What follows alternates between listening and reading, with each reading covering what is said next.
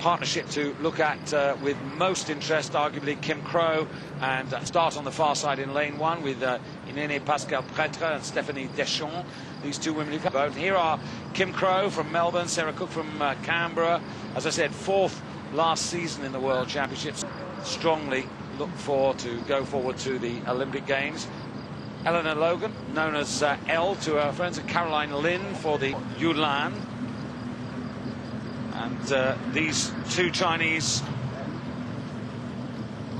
rowers were pretty easy in their victory in Munich. And the second American partnership, Portia McGee and Anna Cummins, formerly Anna Mickelson, both know each other pretty well. And finally, former world champions, the partnership of Juliette Hay and Nikki Coles, who were 5th last year, silver medalist the year before, and back in Gifu 2005 they were the world champions in this boat class. So the women's double sculls, the final here in Rothesay. United States 2. New Zealand, attention.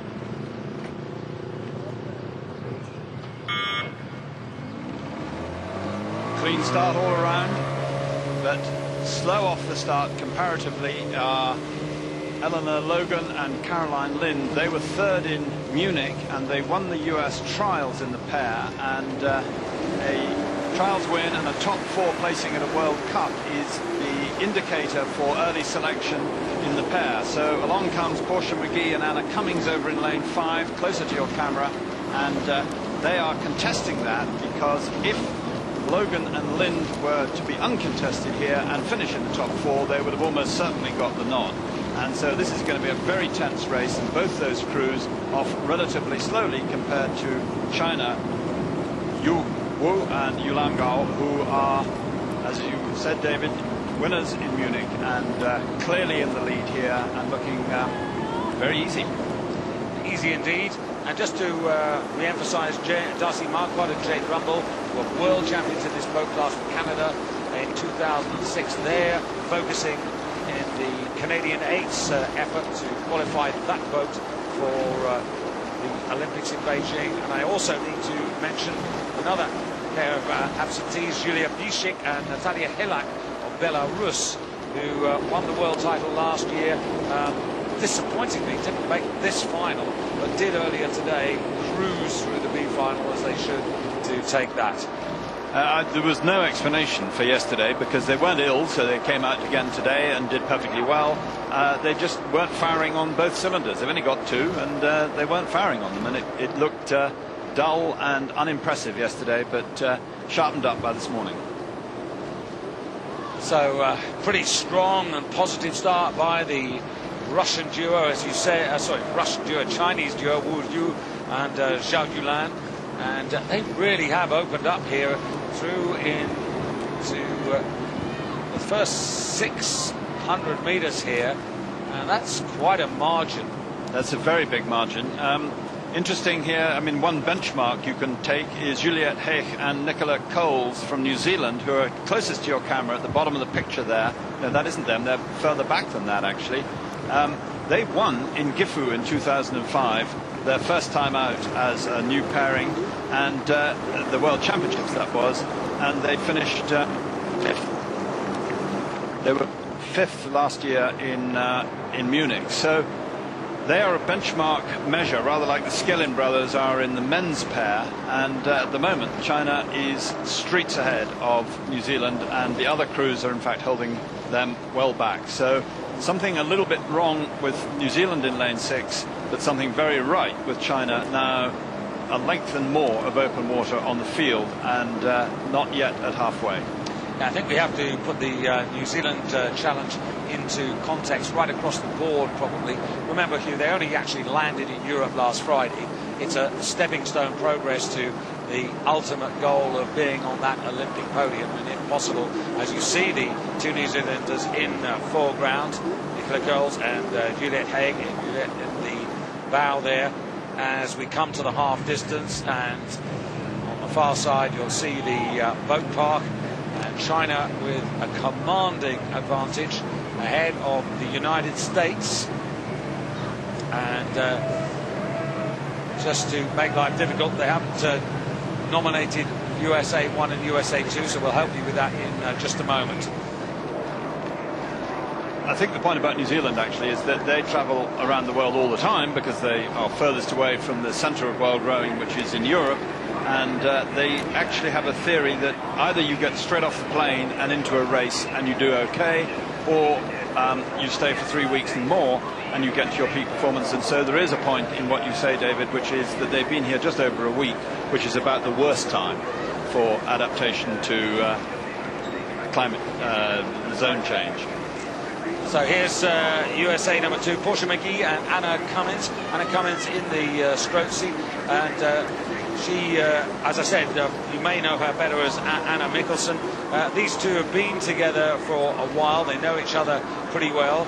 And the other partnership is Eleanor Logan and Caroline Lind, and they've actually been together only for a couple of months. And Eleanor Logan coming out of the under-23 boat from last season, whereas Caroline Lind, she's the experience in the boat, having been in the American 8 now since 2005. These two have really got the call on the whole field, and it does make you wonder, as the whole of the Chinese squad builds to through their final preparatory period, just how many medals they are seriously going to challenge for.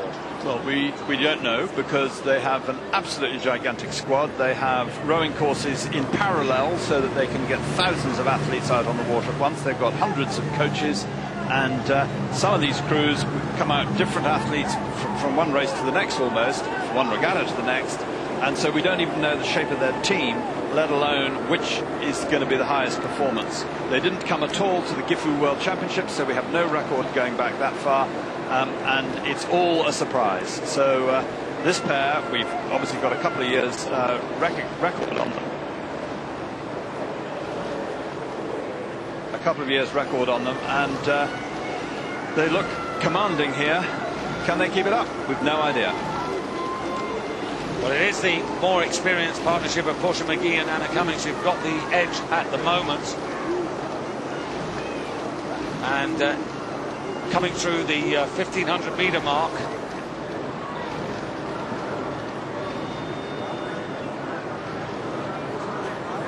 can see there China, and in lane number 5, Portia McGee and Anna Cummins being pursued by their teammates Eleanor Logan and Caroline Lind, now coming into our view now, and perhaps a little disappointment here from Kim Crow and Sarah Cook of Australia, I have to say here, Hugh, because they are already pre-selected for Beijing, and I would have expected perhaps a stronger performance from that partnership, but as it is, it's rather processional. It's going to be China and then America, and now just rallying on the far side of the two, you can see there Eleanor Logan and Caroline Lind, who've come through in the last quarter to actually take second place ahead of Portia McGee and Anna Cummins.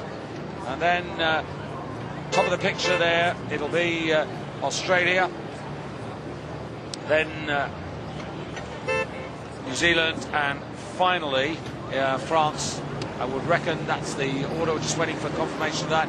China definitely winners in 7:05.94, and then the United States, the partnership of Eleanor Logan and Caroline Lind, into second place.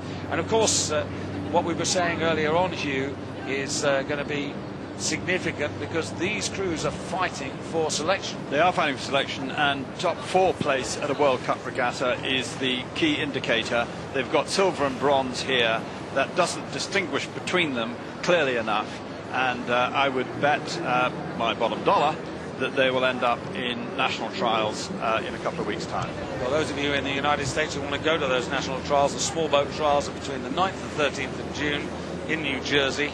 Familiar place for the US to do their trials, and that's where it will be determined who will represent America. It is technically possible that Logan and Lind could go straight through, but I would have thought it unimaginable given the litigious nature of United States